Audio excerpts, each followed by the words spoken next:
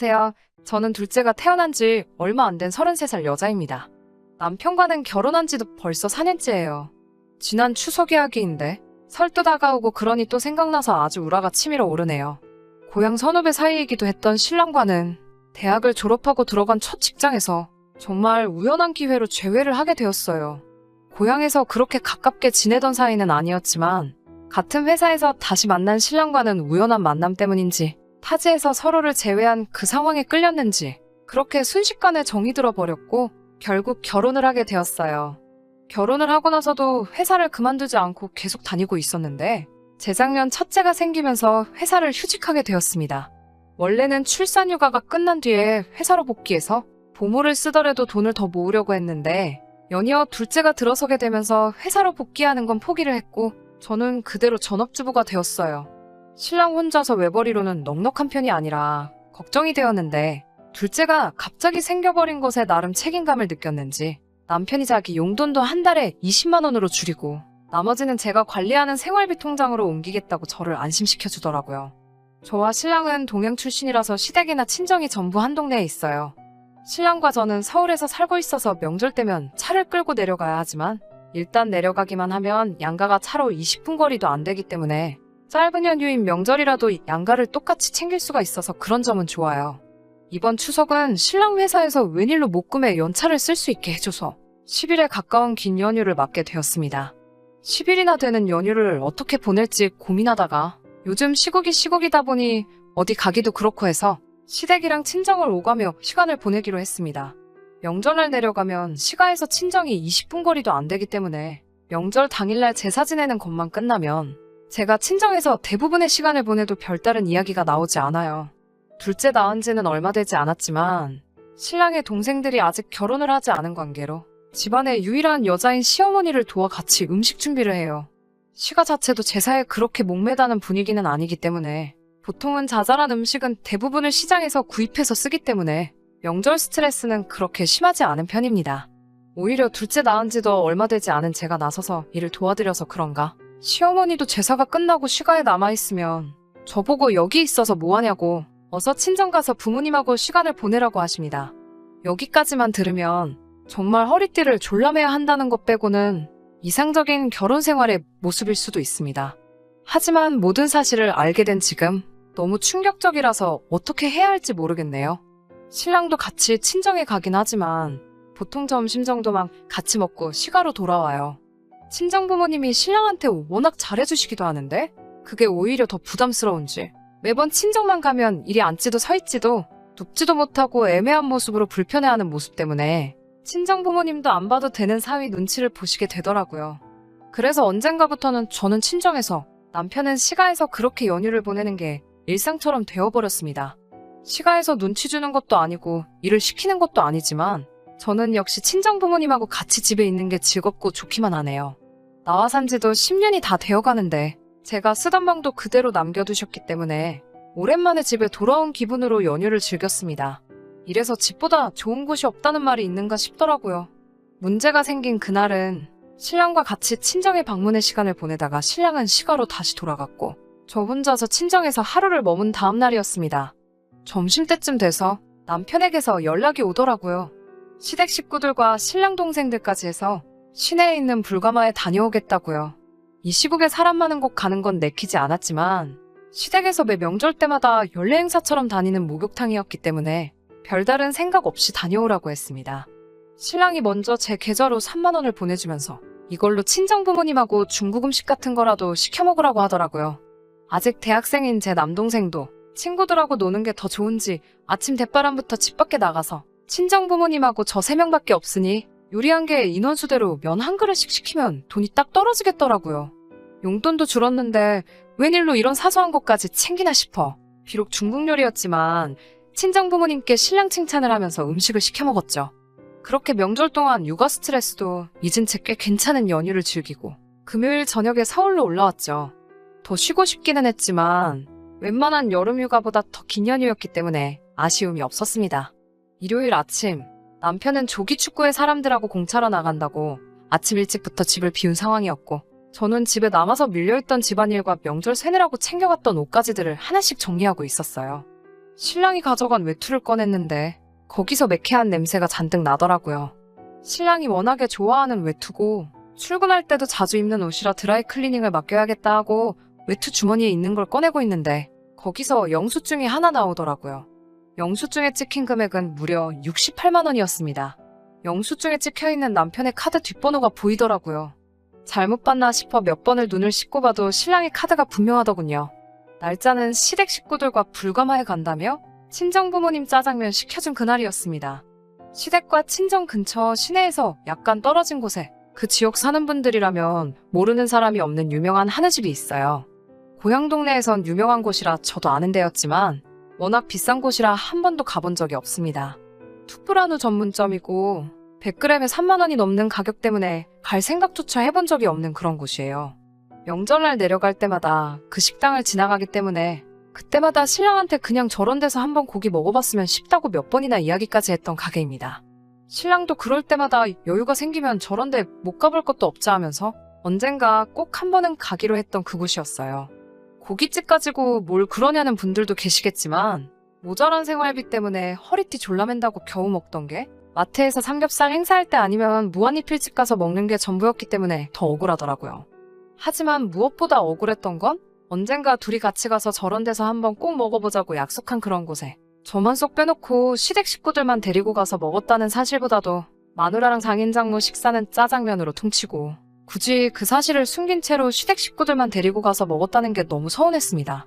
신랑이 용돈 아껴서 자기 부모한테 좋은 거 사주는 게 뭐가 문제냐 하는 분들도 계실 테지만 그러기엔 이해가 안 가는 점이 너무 많았어요. 둘째가 생기면서 제가 강요한 적도 없는데 신랑이 자기 용돈을 줄여가면서까지 생활비 통장을 따로 만들어줬고 그렇게 용돈을 줄이고 나서도 신랑은 이따금씩 경조사비, 조기축구회 회비, 교통비가 모자라다 등등 이런 자잘한 이유들로 용돈이 모자란다며 생활비 통장에서 용돈을 추가적으로 가져간 적이 너무 자주 있었거든요. 그러던 사람이 돈이 어디서 나가지고 한우집에서 70만 원을 쓰고 왔는지 생각하고 있는데 갑자기 안 좋은 촉이 들더라고요. 조기축구회가 끝나고 어디서 또 한 잔을 걸치고 왔는지 술 냄새 펄펄 풍기면서 들어온 신랑에게 영수증에 관한 건 일부러 물어보지 않았어요. 그리고 다음날 신랑이 출근했을 때 전화기를 들었어요. 저도 신랑과 같은 회사를 다녔던 데다가 총무과에 있었기 때문에 아직도 몇몇 직원들하고는 연락을 하고 지냅니다. 원래는 이렇게 하면 안 되는 건 알지만 너무나도 참을 수 없어서 격리과에 친하게 지내던 후배에게 전화를 걸었습니다. 이러이러한 사정 때문이니 꼭 좀 부탁한다 했더니 후배가 곤란해하면서도 지급 내역을 이야기해주더라고요. 정말 충격적이었습니다. 신랑은 비밀통장을 만들어서 제가 알고 있는 신랑의 고정금료를 제외한 나머지 돈들은 전부 비밀통장으로 받도록 해놨더라고요. 곧바로 신랑이 비밀통장을 만든 은행으로 전화를 했습니다. 하지만 은행에서 돌아온 답변은 알려줄 수 없다였어요. 부부인데도 안 되는 거냐 했더니 계좌주인 신랑이 본인이 통장을 개설한 지점에서 본인이 직접 방문해 요청하지 않는 이상 그 어떤 조회 업무도 할 수 없다고 안내해 주더라고요. 그날 저녁이 되어서야 퇴근하고 돌아온 신랑 앞에 그 고깃집 영수증을 들이밀었죠. 이게 뭐냐고 조용히 물어봤는데 신랑이 안색이 바뀌더군요.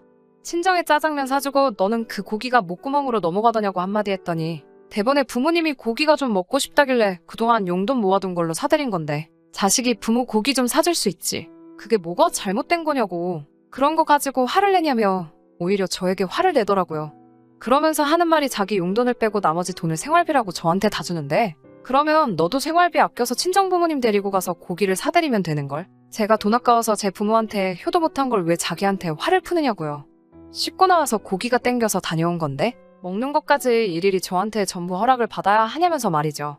차라리 거기서 저에게 사과를 했다면 다음번 명절 때는 우리 부모님 모시고 가서 한 번 더 먹자고 저를 달래주기라도 했다면 남자가 사회생활 하는데 비상금 통장 정도는 운영할 수 있겠거니 생각하고 그냥 넘어갈까 했는데 적반하장으로 나오는 신랑의 모습에 저도 남편의 비밀 계좌 이야기를 하지 않을 수 없었습니다. 무슨 은행에 몰래 만든 계좌는 어떻게 설명할 건데?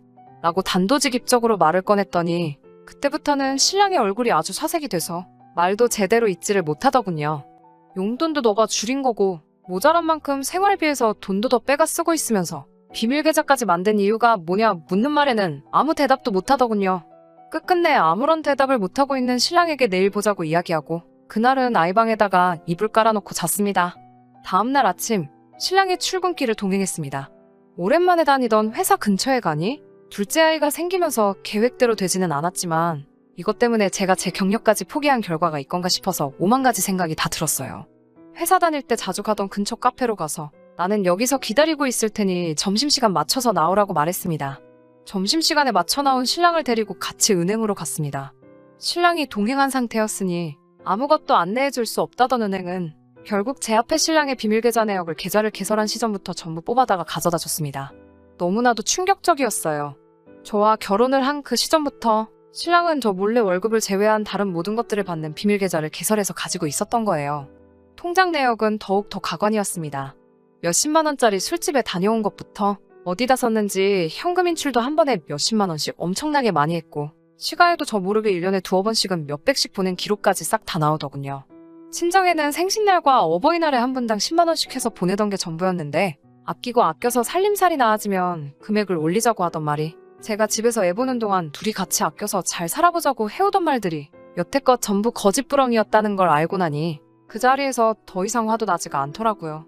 집으로 돌아가 어떻게 해야 하는 건가 고민을 엄청 많이 했어요. 아직 말도 못하는 둘째가 울고 있어 업어가며 달래고 있는데 그 와중에 저도 눈물이 마구 나더라고요. 퇴근하고 돌아온 신랑은 제 앞에 아무 말도 하지 못하고 제 눈치만 보고 있었습니다. 어떻게 하고 싶냐는 말에 아무 대답도 못하고 있는 모습을 보니 화낼 기운도 나지 않았어요. 일단 신랑의 비밀계좌는 해지해버렸습니다.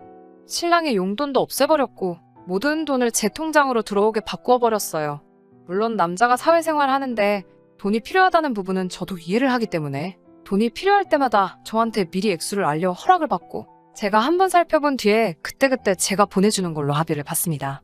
그건 너무하지 않냐는 신랑의 반응에 너가 그동안 사회생활 한답시고 몰래 결제한 술집들이 대체 뭐하는 곳인지 인터넷에 한번 찾아봐도 되겠냐고 물었더니 그 말에 곧바로 쥐죽은 듯이 조용해지더군요.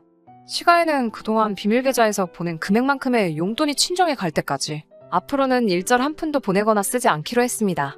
대충 계산해봐도 신랑이 시가에 용돈 보내는 건 매번 보내던 액수로만 계산해보면 앞으로 12년은 시가로 어떤 명목으로든지 돈 보낼 일은 없어졌네요.